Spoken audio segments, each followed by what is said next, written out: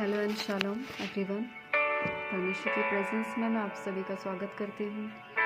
मैं इवेंजलिस्ट ज्योति सिंह फिर से आप लोगों के बीच में परमेश्वर के वचन को लेकर आई हूँ। Hallelujah, God bless you to all. मैं चाहती हूँ आइए हम प्रार्थना में जाएंगे और फिर मैं परमेश्वर के कुछ शब्दों को, कुछ वर्ड को जो परमेश्वर ने मुझे दिया है, मैं आप लोगों से शेयर कर सकूँ। हालेलुया। पवित्र आत्मा जी आपका स्वागत है। पवित्र आत्मा जी आपका नियंत्रण होने पाए और आपके लोग परमेश्वर इस वचन के द्वारा आशीषित हो और परमेश्वर इन वचनों के द्वारा उनको परमेश्वर अपने जीवन में एक लक्ष्य मिलने पाए, उनके सवालों के जवाब मिलने पाए। प्रभु प्लीज़ आप सहायता करिए, मदद करिए प्रभु। एक एक जन को प्रभु मैं आपके हाथ में सौंपती हूँ पिता, आप सहायता करिए, मदद करिए। धन्यवाद कि आप प्रार्थना को सुनते हैं। यीशु मसीह के नाम से मांगते हैं, आमीन। सो आइए आज फिर से मैं आपके बीच में एक सुंदर वर्ड लेकर आई हूँ। सो मेरा जो विषय है वो ये है, कब परमेश्वर हमारी ओर से लड़ता है। आपने आशा लगाई हुई कोई मनुष्य आपकी ओर से लड़ेगा, हालेलुया, लेकिन कोई मनुष्य आपकी ओर से नहीं लड़ा होगा, बल्कि मनुष्य आपको धोखा दिया होगा। हालेलुया। मनुष्य आपकी ओर से नहीं लड़ते, मनुष्य आपकी ओर से, कोई मनुष्य आपकी ओर से नहीं लड़ेगा, लेकिन परमेश्वर आपकी ओर से लड़ेंगे। परमेश्वर आपकी ओर से लड़ेंगे क्योंकि परमेश्वर सामर्थी है, महान है और पराक्रमी है। उसके सामने कोई ठहर नहीं सकता। पहली बात मैं आपसे बताना चाहती हूँ, दूसरा इतिहास की पुस्तक से, और जब हम पढ़ते हैं 20 अध्याय को और हम यहोशापात राजा के बारे में पढ़ते हैं। यहोशापात, हालेलुया, यहोशापात राजा लिखा है, जब उसके शत्रु उस पर चढ़ाई करने के लिए आ रहे थे, यहोशापात डर गया और यहोवा की खोज में लग गया। क्या आप डरे हुए हैं? आपसे कहना चाहती हूँ, क्या आपकी परिस्थिति आपको डरा रही है कि अब आपका क्या होगा? आपकी ओर से लड़ने वाला कोई नहीं है। हो सकता है आपके पास बहुत सारे पैसे होंगे, हो सकता है आपके पास बहुत सारी बुद्धि होगी, बहुत सारा बल होगा, बहुत सारी चीजें होंगी, लेकिन फिर भी आप डरे हुए होंगे। यहोशापात एक राजा था, फिर भी उसने अपने बल को इस्तेमाल नहीं किया, उसने अपनी ताकत को इस्तेमाल नहीं किया, लेकिन उसने अपने परमेश्वर के नजदीक जाना उत्तम समझा और यहोशापात डर गया और यहोवा की खोज में लग गया। जब आप तीसरा पद पढ़ेंगे, उसमें लिखा है, यहोशापात डर गया और यहोवा की खोज में लग गया। जब आपकी ओर से लड़ने वाला कोई नहीं होगा, परमेश्वर आपकी ओर से लड़ेगा। जब आपकी ओर से बोलने वाला, खड़ा होने वाला कोई नहीं होगा, परमेश्वर आपकी ओर से बोलेगा, परमेश्वर आपकी ओर से खड़ा होगा। आपको पता है, यहोशापात डर गया और यहोवा की खोज में लग गया। हालेलुया। और लिखा है, पहली बात, जब वो यहोवा की खोज में लग गया, आपको पता है उसके युद्ध को किसने लड़ा? परमेश्वर ने उसके युद्ध को लड़ा। जब हम परमेश्वर की खोज करते हैं, जब हम उसकी खोज में लग जाते हैं, तब परमेश्वर हमारी ओर से लड़ता है।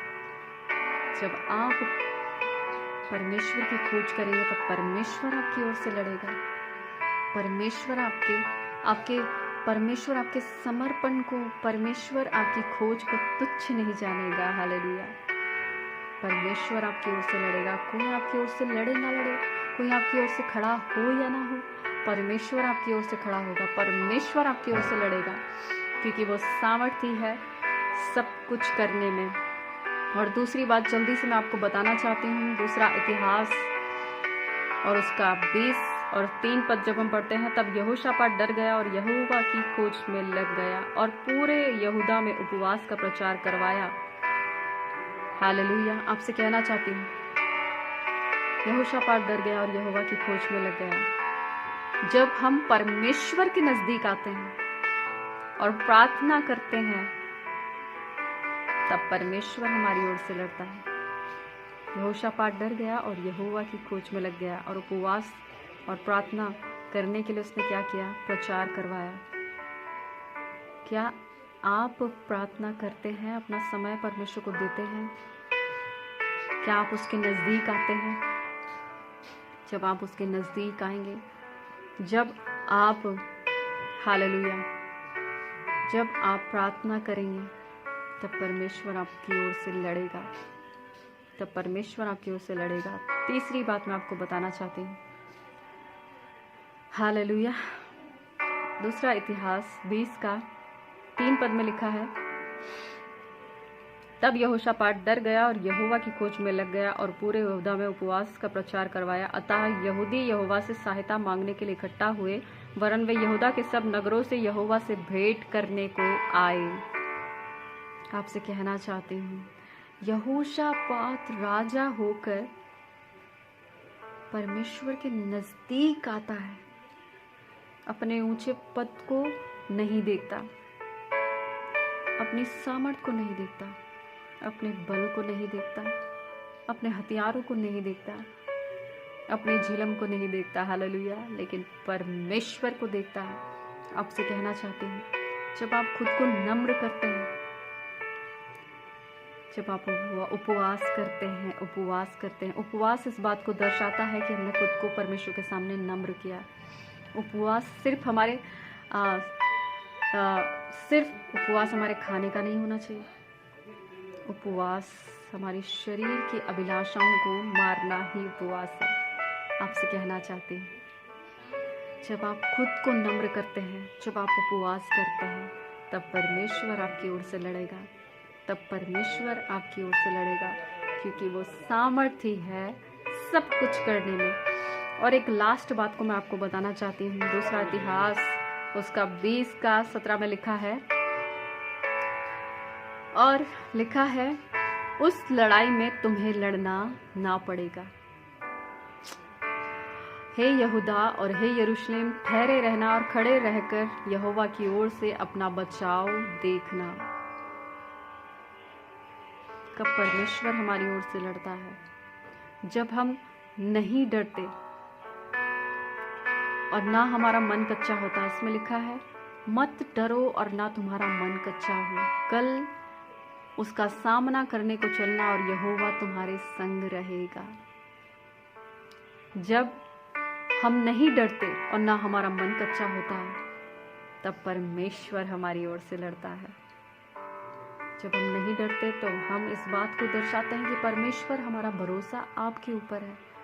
हमारा भरोसा किसी मनुष्य के ऊपर नहीं, हमारा भरोसा हमारी ताकत पर नहीं, हमारा भरोसा हमारे बल पर नहीं, हमारा भरोसा किसी मनुष्य पर नहीं, पर आप पर है परमेश्वर, आप पर है परमेश्वर। और तब परमेश्वर आपकी ओर से खड़ा हो जाता है लड़ने के लिए। तब परमेश्वर आपकी ओर से खड़ा हो जाता है लड़ने के लिए। 4 बातों को मैंने आपको बताया कब परमेश्वर हमारी ओर से लड़ता है। पहली बात, जब आप क्या करेंगे? जब आप परमेश्वर की खोज करेंगे, तब वो आपकी ओर से लड़ेगा। दूसरी बात, जब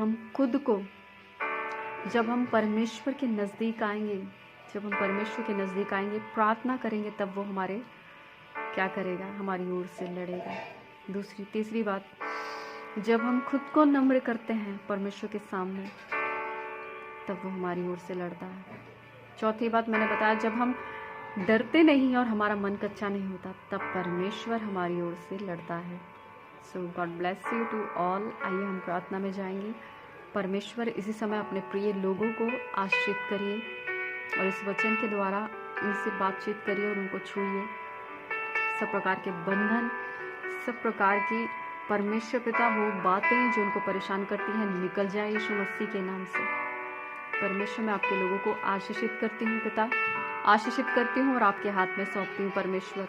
आपसे प्रार्थना करती हूँ परमेश्वर, इसी समय आप छूइए और पूरी तरह से आज़ाद करिए, स्वतंत्र करिए परमेश्वर।